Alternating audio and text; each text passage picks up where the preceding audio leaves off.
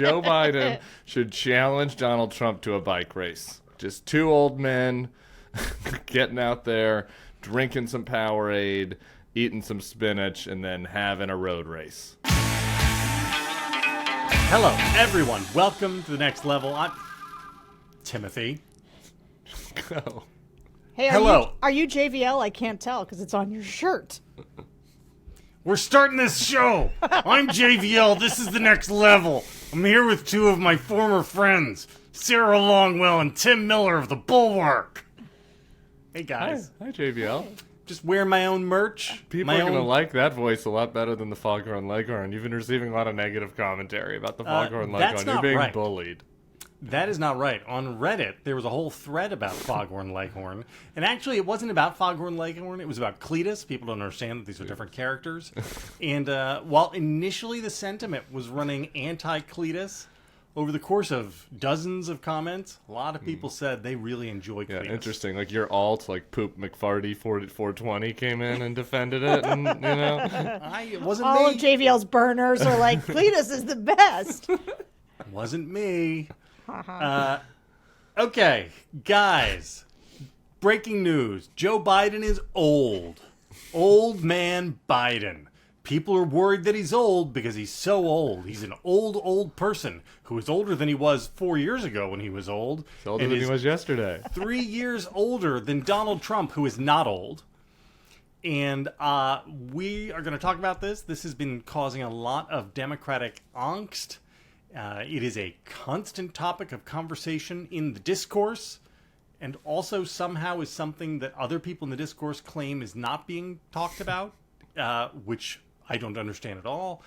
We seem to have people breaking into two camps, the people who say Biden should step aside because he's too old, and people saying the age question is illegitimate, stop asking it. I have synthesized these two positions and said, yes, the age thing is a salient issue for a lot of voters, so it matters, and also there's nothing to be done about it. So just keep pushing forward. Basically my view. But Sarah, you have all sorts of things because you just talked to the people. I did talk to the people. Wait, can I just say, though, in terms of one of the people, A.B. Stoddard, wrote this piece for the Bulwark. Bill Crystal has been, love AB. Bill Crystal has been like retweeting this constantly to be like, and so he was in here. So I was talking to him yesterday, and I was like, "Bro, you got to stop. It's too late. It's too late." And here's the thing: I don't know if anybody remembers this. I also had this freak out. I share this freak out. I've been hearing from the voters for a long time, but I had this freak out about 9 months ago when it made sense for Biden to not announce that he was going to run for re-election, for him to pass the torch, for him to maybe even like put his hands on a successor a little bit, or put a thumb on the scale, or allow a Democratic... People don't like that he's handsy. That's a consistent Republican Can I also attack reveal on him. that I received a call from Bill Crystal yesterday, and you could maybe guess what the topic was in regards to? Maybe well, I don't know if I should be revealing private phone calls. Sorry, Bill. Well, we could just say it's very public on Twitter. Like, and I was like, it's too late, man. This is just, it's what I said. It's just an internal Bulwark argument. But this panic is coming too late. And at a time, the idea that you could now, Gretchen Whitmer could just be like, I'm going to just step out of my Michigan governorship with my 12% name ID. Which is the thing that people don't understand. Big Gretch. Hey, and Gretchen, I'm for this. I was for this 9 months ago. The Gretchen Whitmer, Josh Shapiro, Warnock, Wes Moore, Jared Polis, bundle of moderate-ish governors from swingy-ish states. Maybe they could do like a great. quintumvirate of good Democratic governors run instead. Gavin Newsom, Kamala Harris, people who are super... These people would also run for the presidency. They would. Does They Bill would. not understand that? Yeah. They would. No, this is... Bernie Sanders might run for the presidency if Joe famous. Biden stepped aside. So this is the thing, right? Politics is not a place where fantasies come true, right? Like the idea that you can just be like, well, obviously there'd be a Democratic primary starting now, at which point everybody would get in. By the way, nobody's got an operation. Nobody's got money. Nobody's got name ID. They're gonna have this thing. Yes, Gavin Newsom probably is the only one who's got like an active, because he thought maybe he would do this, but he has now thrown all in for Biden. He's I just lighting need a everyone. votive candle every night, hoping that there's some health events, but he would never admit that. But just That's in his right. privacy. And so, Sarah, yes, can I ask you a question? Sure. You say it's too late now. My position has been, again, since 2021, when people first started talking about Biden being a one-termer, was that it was always too late, and that Biden would have to run no matter what. This is your position, and I disagreed with it. Like, this has been a or fundamental. Do you still agree, or do you still disagree, or have you come around I to agree no, that no, no, JVL no, no. is? No. I was right back then. It's just too late now. So like, these weaknesses that everybody is suddenly like, he's old and voters seem to care about this, is something that I was telling you heard from the voters constantly 10 months ago or before Totally that. agree, yeah. All the 2022 We've focus all groups been I was talking doing. about this for forever, though. Sure. It isn't like, people have only just realized he was old, right? This has been a constant I'm not conversation sure. I do since think 2021. people. Well, I do think that here's what I think people are realizing, and it's true, which is that they are realizing that voters, including Democratic voters, really care about. They are worried about Joe Biden's age. I think they belatedly caught up to the lack of enthusiasm for Kamala Harris and the fear that actually generates in the idea that if Biden had a health event, Kamala is the person who would have to run and that she could very much lose to Donald Trump. I also think that people sort of thought the age thing would be a wash, that between Trump and Biden, there's like 3 or 4 years age difference and that it wouldn't matter. And I think people realized maybe after the CNN town hall that Trump and Biden, despite being not so far apart in age, seem quite far apart in vigor. Maybe it's because just hatred burns brighter.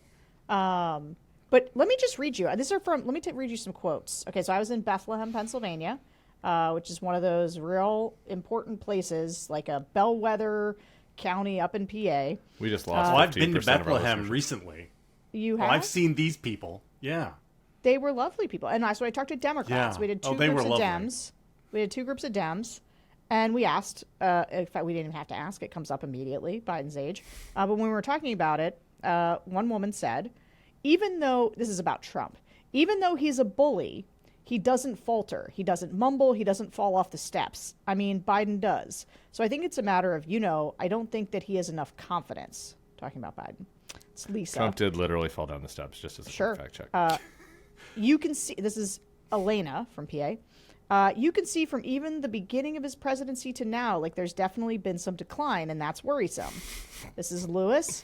I think his health is the thing, and his mental capacity has to come into play. And I would like to see someone a bit younger, a bit more assertive. And they're all just kind of like that. They're not saying he has dementia. They're not saying he's drooling. Lisa was definitely going to vote for Biden. But I think that part of it is that as people sort of got out in the field and started listening to voters, they realized that actually lots of voters are worried about his age, and also that they don't seem to have that same fear about Trump, that there does seem to be a difference. I have a Go ahead, solution to Tim. this. Okay. Izzy Mandelbaum.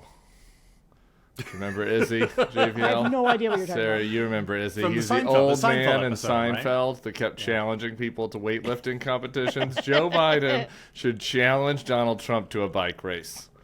Just one time around the track, I want to see Donald get up on a two-wheeler and just put all of these concerns to rest. Just 2 old men getting out there, drinking some Powerade, eating some spinach, and then having a road race. I think that's the answer to this. Or maybe a bicep curl challenge. What do you Push think? up. I don't know, Push but up. can we Do just 5 push-ups. Here's the thing. What is when Donald Trump faces these indictments, one of them is the hush money to a porn star, right? Like, I understand that people are like, well, this is a bad thing for him, but I'm like, it contributes to a general sense. Donald Trump is still dealing with porn stars. You don't think Joe and Jill are still knocking boots? That has never crossed my mind ever one time. I'm talking about just broadly how people perceive the age of these two men, the relative Does ages anybody of these two men. recall that the press conferences during COVID, when he talked about injecting bleach into people and shining ultraviolet lights inside the body, and the Wall Street Journal poll, which came out 24 hours ago, had one of the questions was, which of these two is mentally up to the job of being president? And Trump had a 10-point advantage over Biden. Mm-hmm. And I look at that, and I just don't understand how anybody who lived through the Trump presidency could think that he is mentally... Because, again, it's always word salad. This is, does Donald Trump have dementia? Can I read a bleach he How sent? would you know? How would you know if he had dementia? Every time you see these radical lunatics and their partners in the fake news media talking about the trials and tribulations of President Donald J. Trump, please remember that it's all a hoax, just like Russia, Russia, Russia. No collusion, Mueller witch hunt, fake dossier, FISA fraud in order to steal an election. He doesn't even make sense. He just posts old man rants. If Joe Biden said any of the words that Donald Trump has said, they would be talking about invoking the 25th Amendment, right? Yeah. They'd be like, "Oh my God, he's lost his mind. We have to remove him from office." And yet, with Trump, everybody just assumes that this insanity is just, that's just him. Sarah, can you explain it to me? Because I don't understand it. Yeah, I can explain it to you. It makes me angry. Well, the freak out is coming from the fact that I think there's been a bunch of these polls, Wall Street Journal. That recent Wall Street Journal one included, that just shows Biden and Trump neck and neck. And I don't think I think this idea of and let's be honest, there are plenty of people in the Democratic camp who wanted it to be Trump, right? Because they think that Trump is the easiest one to beat. And I think to have him, especially if you are a Democrat who really is no, Joe Biden's doing a really good job, you're like, how is it possible that he is running neck and neck with Trump? You go to the voters and you ask them, what? Why? And then you realize that the voters are, number one, not feeling the benefits of the macroeconomy, and they talk a lot about inflation and the cost and the prices of things, and that they think Joe Biden's too old to do the job, and they don't think he's doing a good job. And I think that is belatedly that a broad swath of Democrats are coming to see this and are reacting sort of like you are, which is to kind of be like a sputtering anger at voters, but also a real fear, and also a recognition that it is too late to change horses. Can I also explain it? Trump seems like a deranged lunatic, but it takes energy to issue that level of derangement day in, day out, to just sputter angry word salad. It's like the man screaming at you on the street corner. You're like, I'm not worried this person is going to keel over. They don't seem to be of their faculties, but they do seem to be awake. They actually seem like they might be on methamphetamine right now. And so that is a contrast to Joe Biden, who moves very gingerly. I do think that's it. I want to defend the honor of the Democrats on this. Okay. Because this is a thing which I have heard so many times. Democrats wanted Trump. I dug into this a year ago, and I could find 2 elected Democrats who said that they preferred that Trump be the nominee. And almost all the other ones who had weighed on this were like, nope, absolutely. Anybody but Trump. Trump is dangerous. I think the I did a survey of Bulwark. Class. I did a survey of Bulwark readers. And the Bulwark readers went 85 to 10. We have great readers, though. Does not matter. Anybody but Trump. Trump is too dangerous. But our people are perfect. Our people are the best ones. They are not representative. We have a nice sized community, but it is not a dominant sized community. I'm just saying that I think most Democrats did not want Trump, and I think most Democrats, this one's a little closer, believed Trump could win it in 2024 too.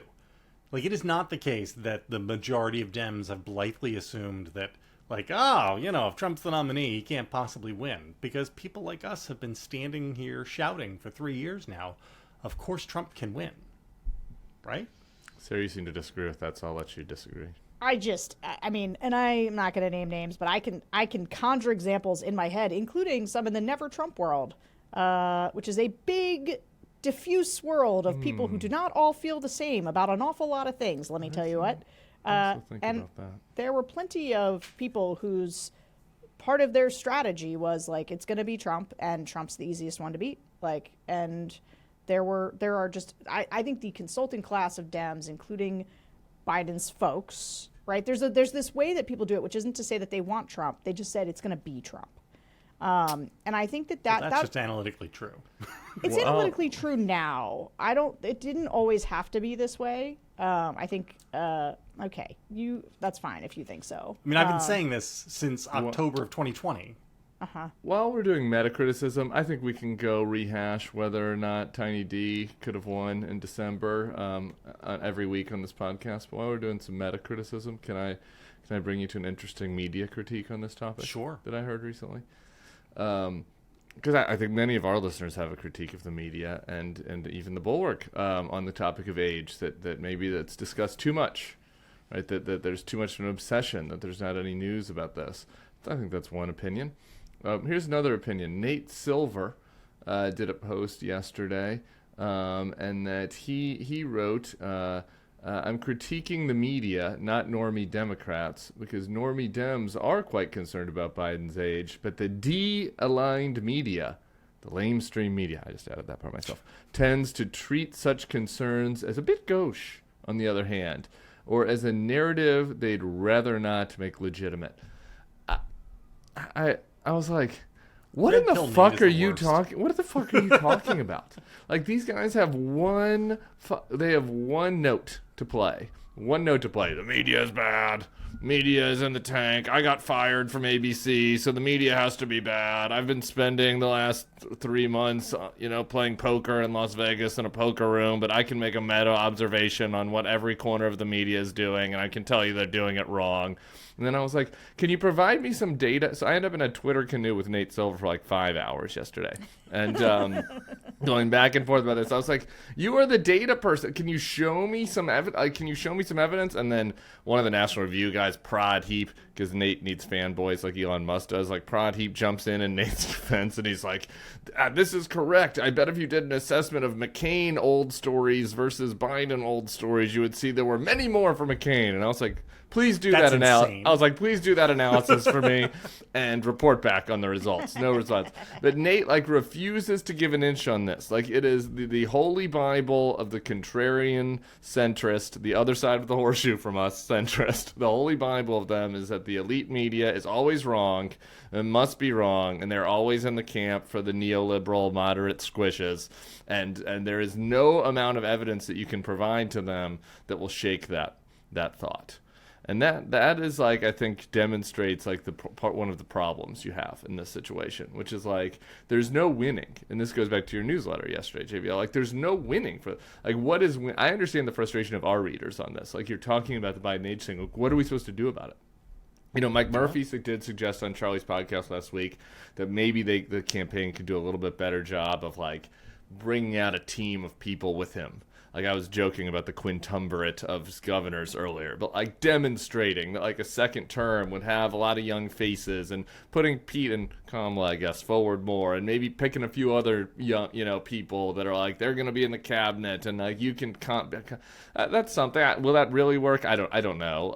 But at least that's a constructive solution. But, like, this is the problem here. It's like there's nothing the Biden team can do. I mean, we can do them Izzy Mandelbaum, but it's like these assholes are gonna always gonna obsess over this and always gonna talk about it and gonna complain that the media isn't covering it enough, no matter how much, no matter the fact that it's like the central thing people talk about. And in some ways, in a way that I think my media criticism would be, it's getting to the point where it's like negating the Trump criminality.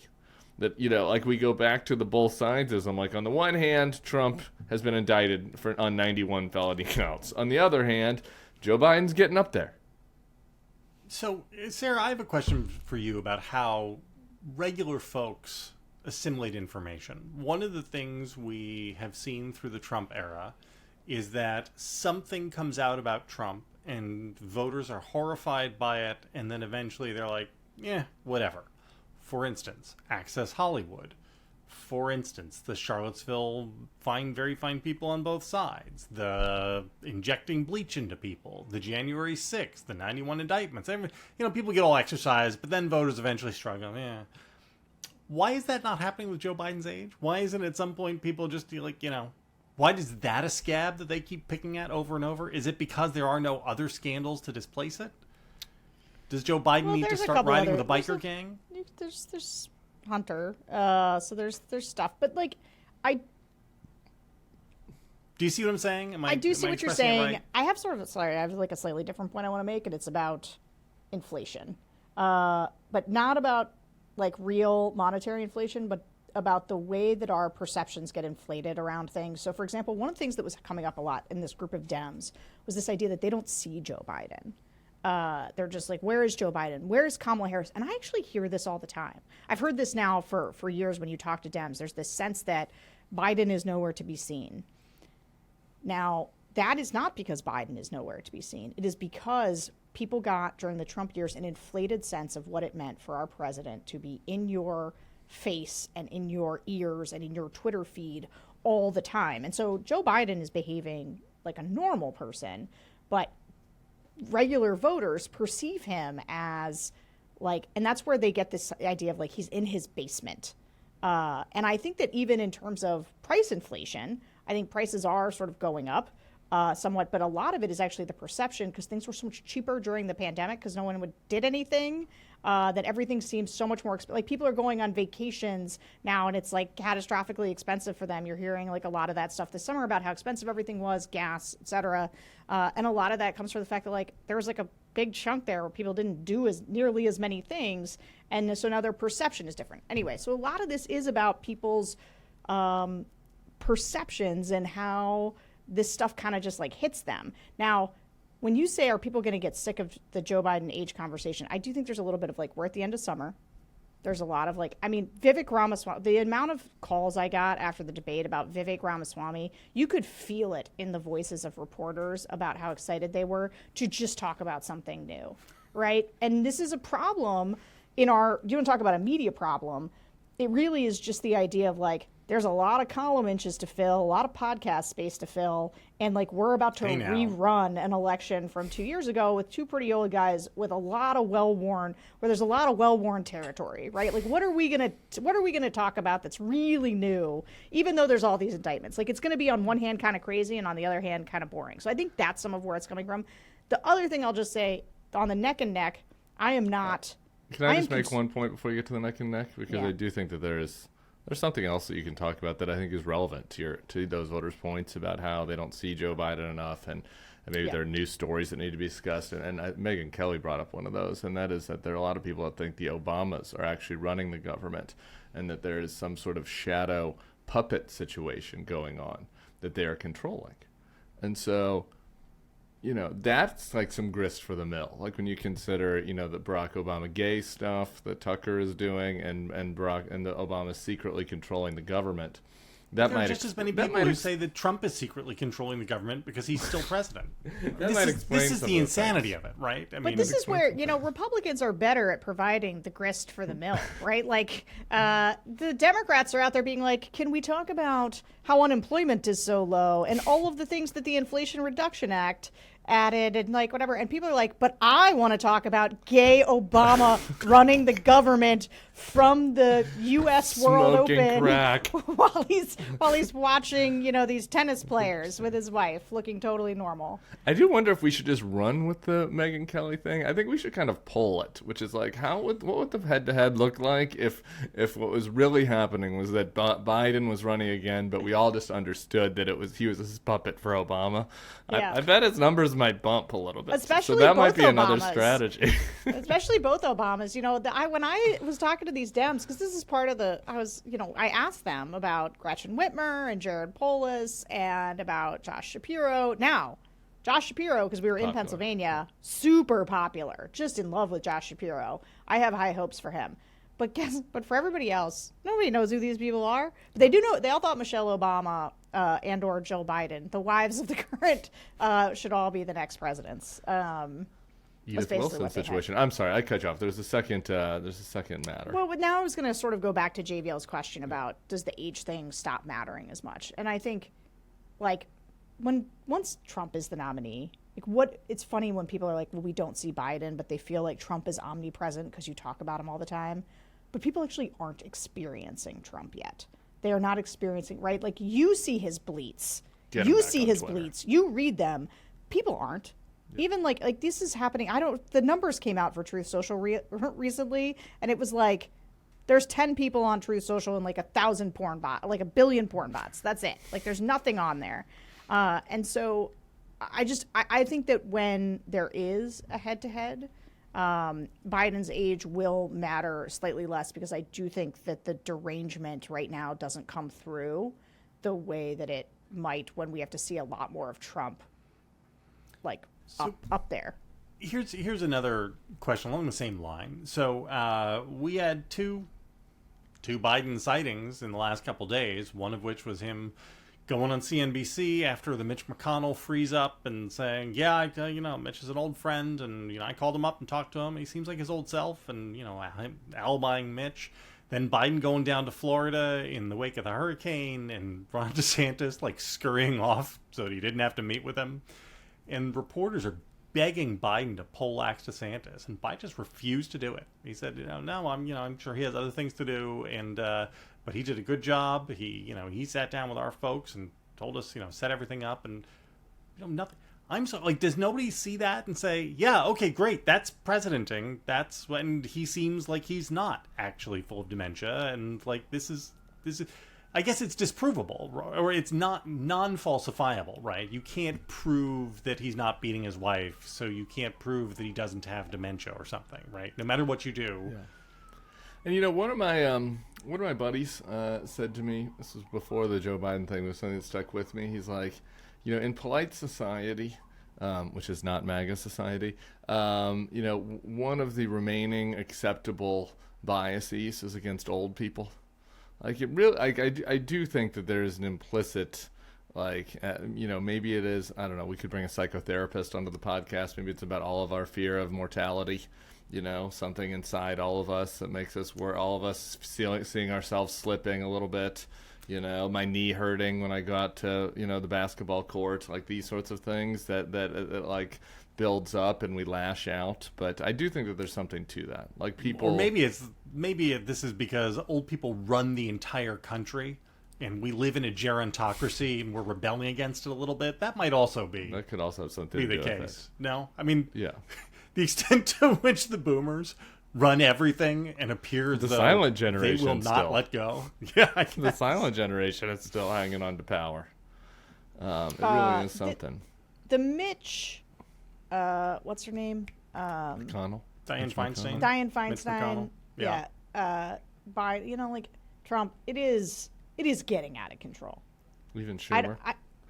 Sure, all of them. Old. Like, I did my Not My Party yesterday on this, or for tomorrow rather, and did you? So Jimmy Buffett, Jimmy Buffett was younger than Mitch, Biden, and Trump. Yeah. And he's the same age as Bill Clinton, who's younger than Mitch Biden and Trump, and he's barely older than Chuck. They were in college at the same time, and it is a lot. It is kind of a lot. It's something else. All right, Sarah, what else from the focus groups did you have for us? Anything hopeful? So I mean, there's a few things. So the PBS Crossroads special that Judy Woodruff does that I was sort of holding the groups for will be out in a week or so. I will say, JVL, there's a part in there just for you where when we were in Iowa talking to Republicans, the two-time Trump voters, we asked them about Democrats, and we asked them some things that were like, do you think that Democrats can be people of faith, like good Christians? And the answer was sort of like, no, like, because you can't be for, women becoming men becoming women, and you can't be for abortion and like be a good Christian. And so like Biden's faith is, not. If you ask the Democrats, and we did, about Republicans and like, can Republicans how do you feel about Republicans? And what do you think about them morally? And they're all like, they were completely like, well, it's about Trump. Like, Trump is a bad guy, but like other Republicans aren't bad. And it was something that I told Judy was like, like the Democrats are much nicer to the Republicans. Now, I do have a slight caveat, which is we were in red Iowa, or like pretty red Iowa versus like very purple Pennsylvania, where I think a lot of the Democrats, like, and many more of the Democrats in this group, like, hung out with or related to or engaged with Republicans in a way that the Iowa folks did not engage with Democrats. Maybe the Greenpoint Democrats actually might have had a different view, or something. I think that if I was in Palo Alto or something and I asked about Republicans, they would be like, well, these people are crazy. And, maybe, I don't know. Maybe Democrats are just nicer, but they were nicer in this group for sure. Did you at any point reach across the table, grab somebody by the lapels and pull his face into the table like Liam Neeson and Taken? I didn't do any of those things. Or you didn't do any of those? No, how do you do that? That is a superpower for you to sit there. I was watching some video of you doing the in-person focus group, and I have to say, and I do not mean this to be sarcastic, I could not, if you had offered me $100,000 to sit there for that 90 minutes and just conduct myself professionally the way you did, I couldn't have done it. Yeah. All I got was free pizza. I get free pizza when I do it, so that's enough for me.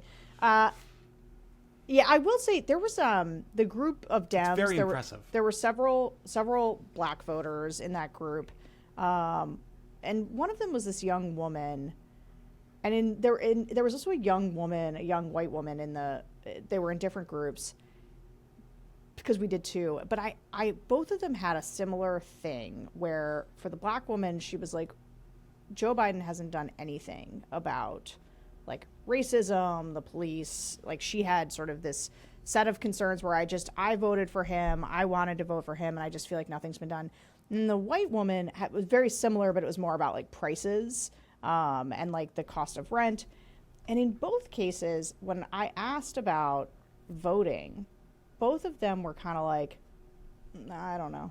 Like, I don't know if I'll vote. And you could see, so to me, I think part of the concern about Biden is this idea, and I thought about it. I thought about it because of Nate Cohn's piece yesterday about Biden's slippage with Black and Hispanic voters, because I would say I have seen evidence not of them deciding to vote for Republicans exactly, but of just the total diminishment of enthusiasm, and not.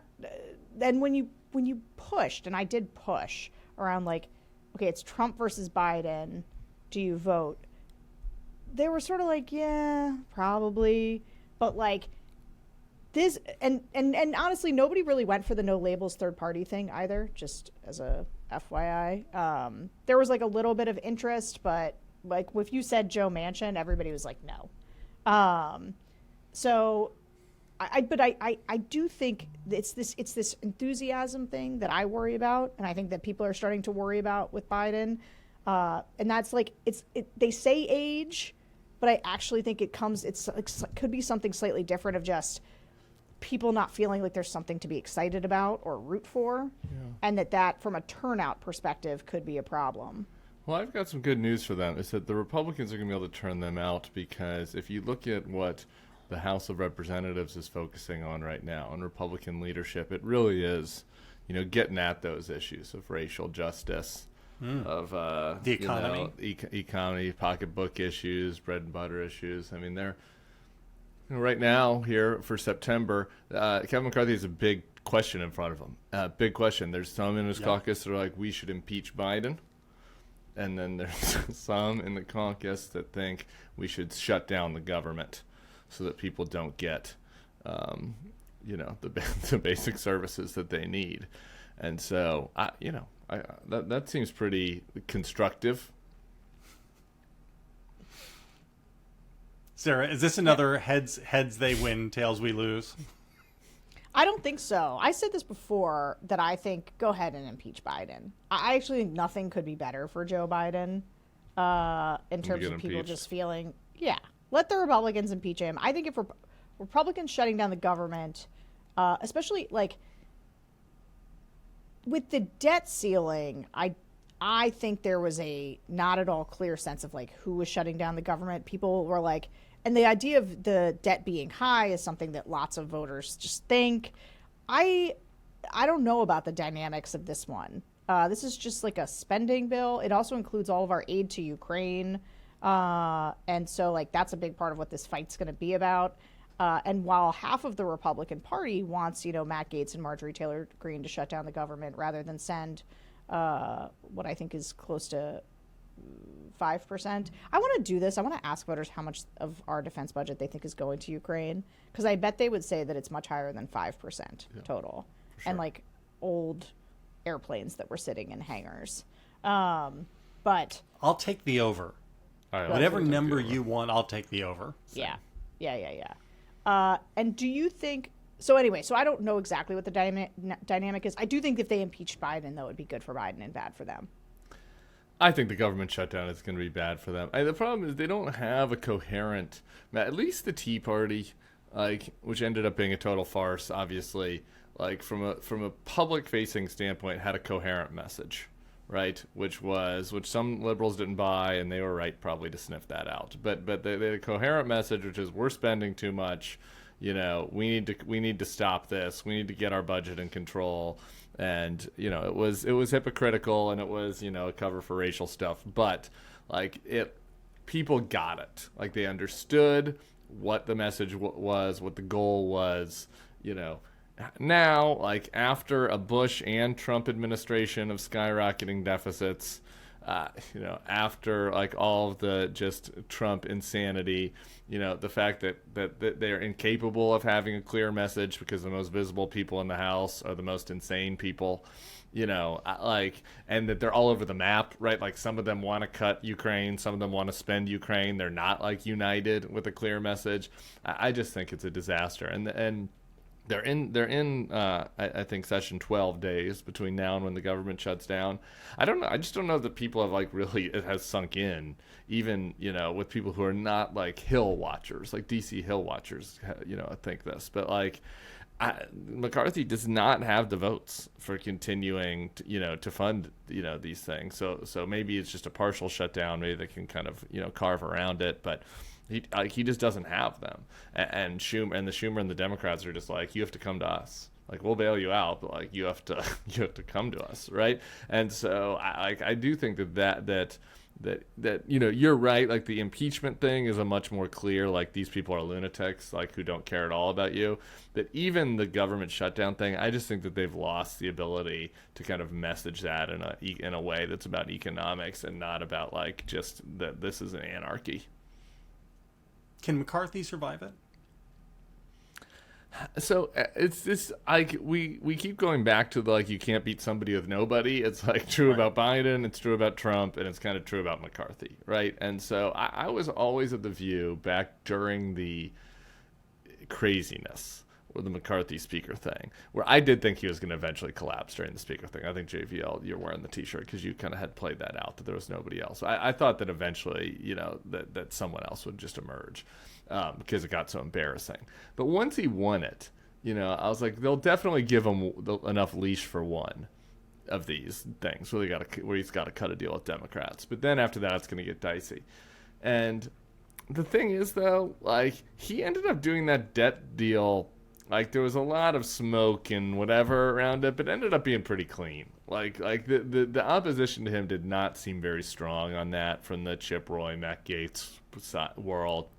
And so I do think that he survives it, just because it's who else, what else? And again, in the same way that the majority part of the Republican conference does not have a clear message about why they would shut down the government or what they would want to do, the opposition really doesn't. Their clearest thing is anti-Ukraine funding, but while that is a majority issue among Republican voters, the politicians are lagging on that. There's still McCarthy himself. There's still these old school, not old school, but the Republicans from the Cold War era are still in there, right? Like there has not been a turnover of the conference yet that meets, the turnover of the voters. Oh, it's coming. So, it's coming. No, it's definitely coming. But that's probably so. But my point is, if there were 50+1 members of the House that were against Ukraine funding of the House Republican Conference, maybe Kevin is in trouble. But there aren't. And so, like, what is the rationale for throwing him over? I just don't see it. Sarah, in your focus groups, did the voters give Biden credit for the shrewd way in which he negotiated with Republicans over the debt ceiling to just get the business of the people done and agreed to spending cuts and was sort of a good faith operator in negotiating and doing bipartisanship? Is that a thing you're hearing a lot?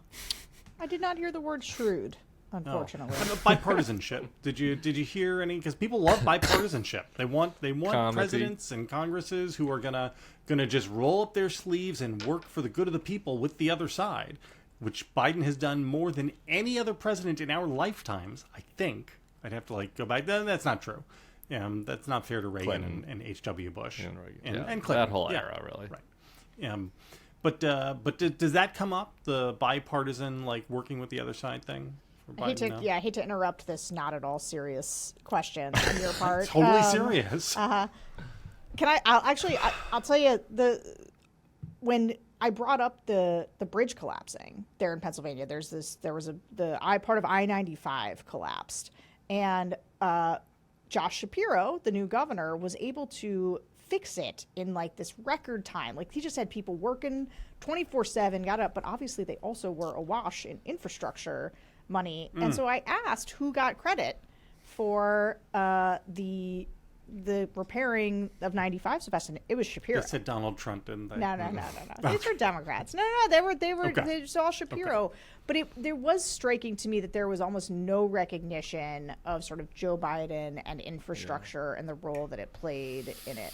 That's interesting. I had a similar conversation, not in a focus, just in a casual bar focus group of people in Louisiana, and somehow or maybe it was a child's birthday party, I don't remember, but somehow the topic of, I do have a distinct memory though of the topic. Very similar vibes. Yeah, how excuse me, how there's a lot of money coming in to basically the outskirts of New Orleans region in southern Louisiana for all of these new renewable energy efforts, money to kind of clean up the various all the emissions that are going from the oil and natural gas drilling that happens here, some battery, the various plants, these are business guys who start mentioning other things, and I was kind of like, huh, that's pretty good, right? Do we think that people are going to be crediting Joe Biden for that there? And that was here, and that was received as a comedy bit. So that's interesting. Unfortunate. Just interesting. All right, can we talk about Elon Musk and Twitter? Ugh, do you have to? I want to. Over the last few days, the ADL, the Anti-Defamation League, has been trending on Twitter, and Elon Musk has explained that he is absolutely not an anti-Semite. He just blames the Jews for trying to destroy Twitter through their vast powers over money. Mm-hmm. Do our producers have what Elon said? Because I caught the second wave of it. I caught the back and forth, but I never saw this original tweet. Maybe Sebastian can effort that. So you guys are both still active on Twitter? Yes? No? I am full-time on Threads. I am loving it. I'm posting 4, sometimes as many as 8 times a day on Threads. Just embracing social media. At some point, shouldn't you be off of Twitter? I don't mean to be judgy. I think he's calling us immoral, Tim. I don't mean to be judgy. I'm just saying that by providing free content on Twitter, you are helping Elon Musk make money. I love that you asked this question, because these days, so rarely do I get to sound like 19-year-old young Republican Tim. And I love when I get this opportunity. And it's just, I always just totally reject. This always just felt like a lefty kind of activist thing that now the righty activists have copied, by the way, and now in the 2020s. Yeah, that was about like Disney. The righties are worse about this now, but like back in the 90s, early aughts, there's this lefty activist thing that was like, you can't support this company. It came really to a head in the late aughts. After I came out of the closet, and Sarah will remember this, when it was like you were shamed if you wanted to eat at Chick-fil-A, shamed. And, or if you used the Mozilla browser because the Mozilla guy donated to Prop 8. And that was like the one time where it did weigh on my conscience. And so instead of like eating at Chick-fil-A a lot, I would only do it shamefully occasionally. And I just we live in a free market system now with a lot of international conglomerates, with a lot of really bad billionaires that run a lot of pretty bad, that I probably would loathe if I met them in person. And if I knew their private thoughts, like we know Elon's private thoughts, I would probably be as repulsed by them as I am by Elon. I don't really love Tim Cook, for example, and I'm on all this Apple stuff. I think that he's kind of like the opposite of Elon. He's like a very well put together fake kind of charlatan that is doing a lot of really awful shit in China and elsewhere, but has the sheen of being a good guy. So anyway, that's my rant. Yeah, sure, I should be on Threads more. I'm threading too. I'm doing both.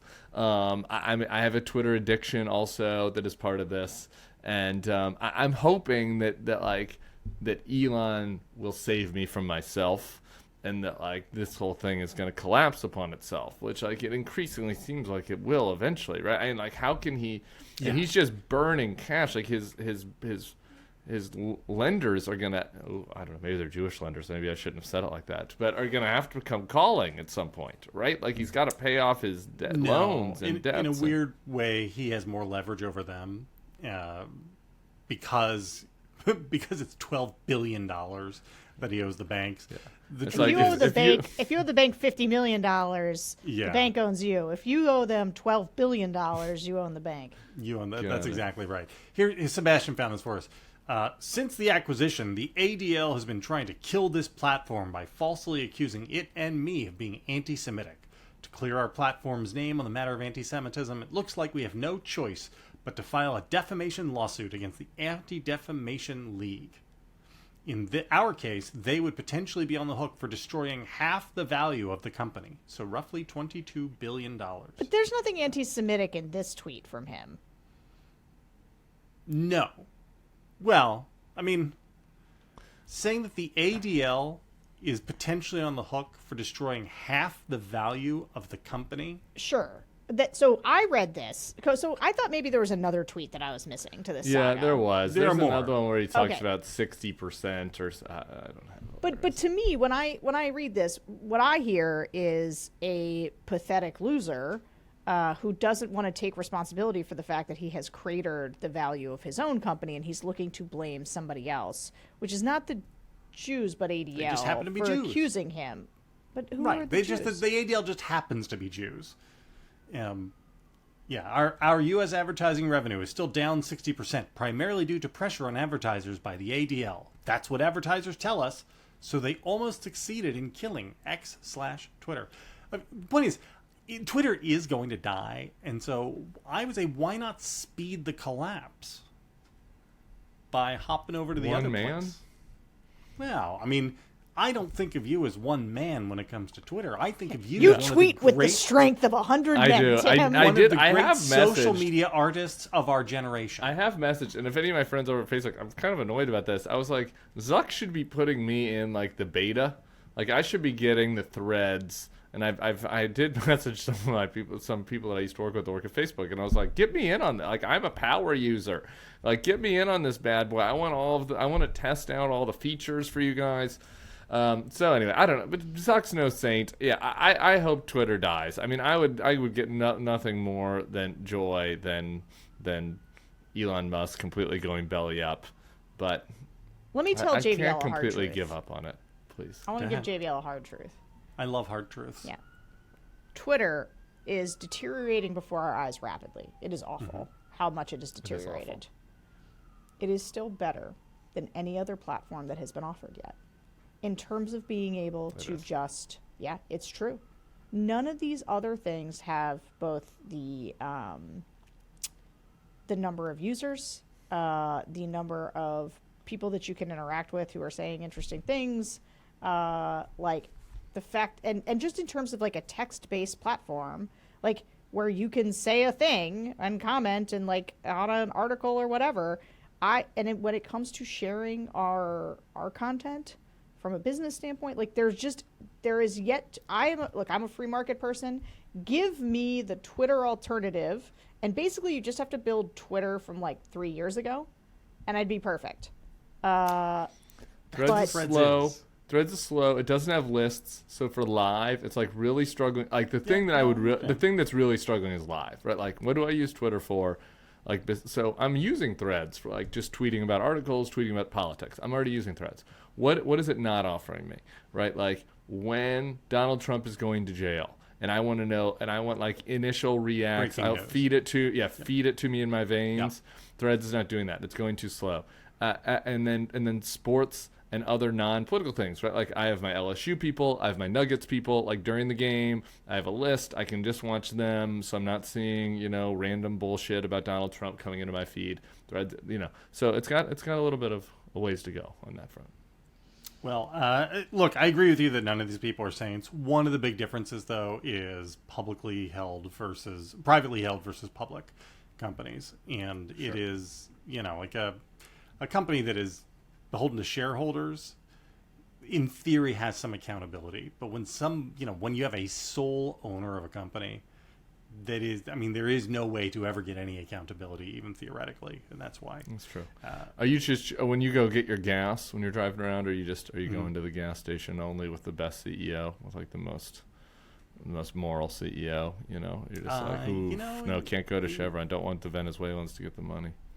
In New Jersey, we have other considerations. We go to when Skinny Joey tells me that his station, they'll take care of me. So that's where I go. Okay. See, nobody gets mad at me when I do the Jersey accents. Yeah. Nobody, when I do my, Italian American Jersey, this is how things happen. Nobody gets they're all like up in a state. I haven't asked you, how does it feel to not have to pump your gas? God, that just must be a joy. That must be like your best 8 minutes of every day, where you just have somebody pumping your gas for you while you're checking Threads, listening to a podcast. I love it. I've never understood the thing that people, because most people look at it the other way around. Yeah, I hate the idea of not being able to. Why is that, Sarah?